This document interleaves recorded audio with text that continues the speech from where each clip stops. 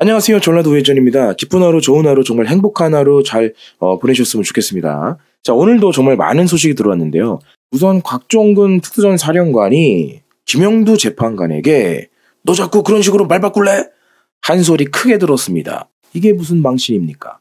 헌재는 곽종근 특수전 사령관 허위 진술 여부를 이번에 확실히 밝혀야 될 것 같습니다. 그가 민주당과 어느 정도 밀접한 관계인지, 또한 증인 신뢰성이 얼만큼 심각하게 훼손되고 있는지 이런 부분도 확인을 했으면 좋겠고요. 처음에 곽종근 사령관이 이렇게 얘기했잖아요. 요원이었다. 요원을 끌어내라고 했다. 그러다가 나중에는 또 의원, 국회의원을 끌어내라고 했다. 이렇게 말이 바뀌었고, 김용현 전 장관이 국회에서 요원 빼내라고 지시했다. 이렇게 진술을 했다가, 두 번째는 윤석열 대통령이 2번이나 전화해서 국회의원 빼내라고 시켰다. 지금 이렇게 말을 갑자기 진술을 번복했어요. 그래서 김영두 재판관이 지금 어리둥절한 겁니다. 지난 24년 12월 6일입니다. 김병주 더불어민주당 의원 유튜브 채널에 출연을 해서 12월 3일 국회의사당 상황을 설명하고 있는 곽 전 사령관의 모습이죠. 이때 당시에 분명 이 당시에는 요원이라고 상황을 전했었는데, 갑자기 우측 박선원 민주당 의원이 국회의원으로 다시 정정을 해줬던 거죠. 이를 김병주 의원이 다시 받아서 국회의원이라고 물었던 사건이죠. 요원인지 의원인지 정말 헷갈리는 상황이죠. 이 당시 옆에 있던 박선원 의원이, 이 사람이 박선원입니다.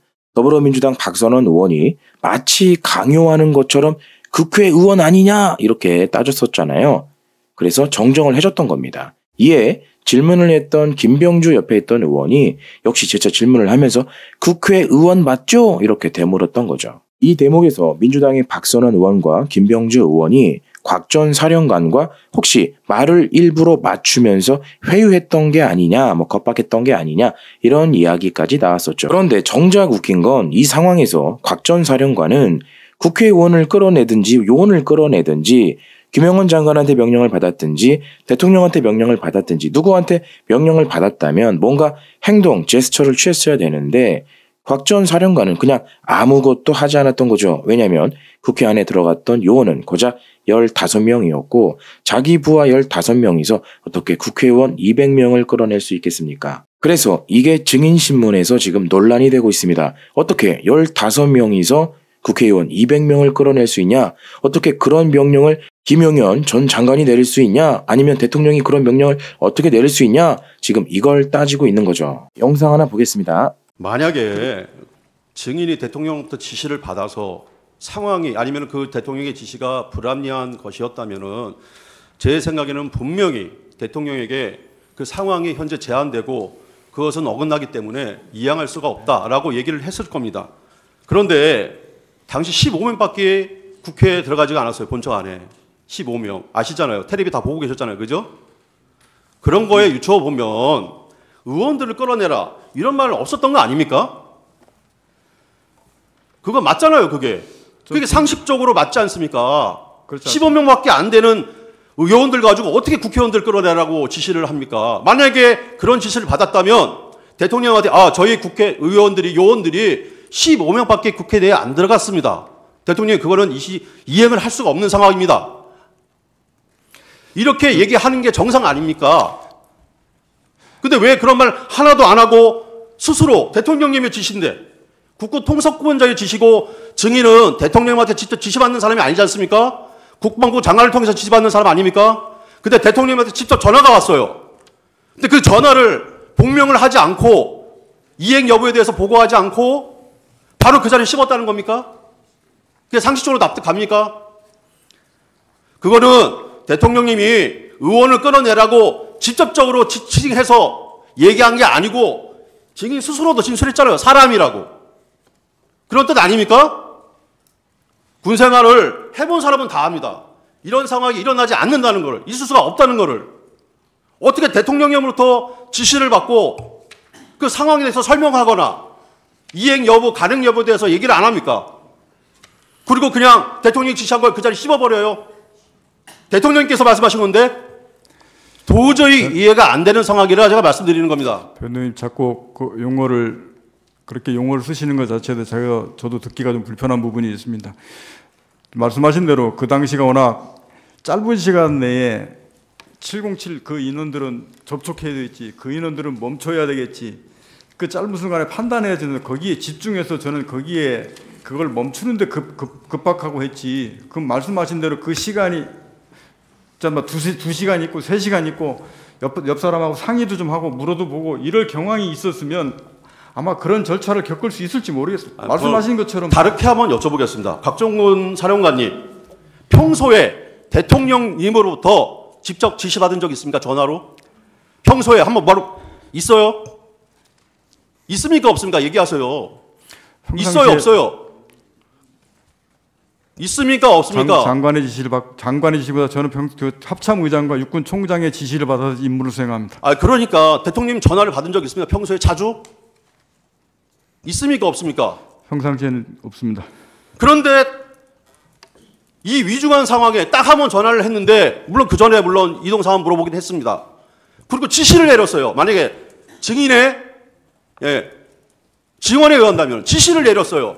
그 지시를, 그 상황이 가능하지 않다라는 그런 본명이나 어떤 그 상황에 대한 설명도 없이 대통령이 지시 내렸는데 그걸 그냥 묵살해버렸다는 겁니까? 그게 말이 됩니까? 전 묵살이라는 말에 동의할 수 없고. 아니, 그러니까 그걸 말씀드리는 겁니다. 왜 설명을 안 했냐고요. 대통령이 전화를 자주 하시는 분도 아니고 그 상황에서 딱 한 번 전화를 했는데 그럼 당연히 복명복창해야 되는 거 아닙니까? 아니, 장관의 지시도 복명복창하고 계엄사령관의 지시도 복명복창하는데 특전사령관 증인의 부하도 아마 증인의 지시를 내리면 당연히 복명복창합니다. 근데 대통령이 지시 내렸는데 내 스스로 판단하기에 그거는 불합리한 지시였다. 그러니까 나는 이행하지 않고 아무런 대꾸도 하지 않았다. 이게 상식적으로 납득이 가냐 말입니다. 그 짧은 상황에서 지금 그 대통령 지시사항을 자꾸 그런 식으로 표현하시는데 저는 그런 표현에 대해서 저는 동의할 수 없고, 아까 말씀드렸듯이 그 짧은 순간에 707 들어가는 것을 멈추고 그런 부분들 해야 되는데 집중한다고 생각하고 거기 하다 보니까 순식간에 그 시간이 다 끝나버렸습니다. 그 시간이 불과 이렇게 긴 시간이 아닙니다. 그렇기 때문에 그런 거지. 자꾸 저희 군 생활을 말씀하시면서 대통령님 지시를 자꾸 묵살하고 이러신, 저는 그렇게 표현하는 것 자체에 제가 동의하지 않고, 정말 그 시간이 대통령께서 그런 관련된 부분들을 그렇게 이루어졌다 그러면 지금의 결론적으로 말했을 때 가장 이상적이었다고 생각할 수 있는데, 당시에는 저 거기에 조치해서 집중해서 그걸 걔들 인원들을 멈추고 못 들어가게 했는데 더 급했습니다. 윤석열 대통령으로부터 직접 지시를 받았든가 전화를 받았든가 또는 한 적은 없습니까? 707이 이동할 때 어디쯤 이동하고 있느냐라고 한 번 받았던 기억이 있습니다. 그거 이상은 따로 없습니다. 네. 곽 전 사령관이 처음에는 대통령과 한 번 통화했습니다. 이렇게 진술을 했었어요. 물론 지금은 진술을 번복해서 2번 통화했다고 말을 했죠. 여기에서도 박범계 의원이 좀 이상한 질문을 합니다. 볼게요. 지난 12월 10일 국회 국방위에서 박범계 민주당 의원이죠. 이 의원으로부터 대통령으로부터 2번째 전화를 받았냐? 이렇게 질문을 했어요. 그 당시 갑자기 곽종 사령관이 10초 동안 망설이다가 네 이렇게 대답을 합니다. 이거 뭔가 좀 수상하지 않나요? 박 의원은 계속해서 뭔가 다그친 듯한 진술을 강요하는 장면이 좀 나왔던 것 같습니다. 그리고 더 웃긴 것은 갑자기 또 조국이 나오더니 대통령으로부터 전화를 3번 받은 거 아닙니까? 이런 식으로 또 갑자기 3번까지 진술을 강요하고 있어요. 뭔가 또 이상하죠. 관련 영상 볼게요. 윤석열 대통령과 통화한 것에 대해서 그 당시 상황은 그것으로 끝이었다 이렇게 얘기했는데 대통령도 또 전화를 받았죠. 그죠? 받으셨죠? 예. 아까 박범계 의원이 말하는 데 있어서 언론 보도에는 한 번 윤석열 대통령이 전화를 했다고 했지만 박범계 의원의 질문에 한 번 더 윤석열 당시 대통령이 총 2번 전화했다고 답하셨죠? 그렇습니다. 내용은 말할 수 없다고 하셨죠? 그렇습니다. 그런데 제가 아는 바로는 윤석열 대통령이 총 3번 전화했죠. 답 정확하셔야 됩니다. 총 3번 전화하셨죠.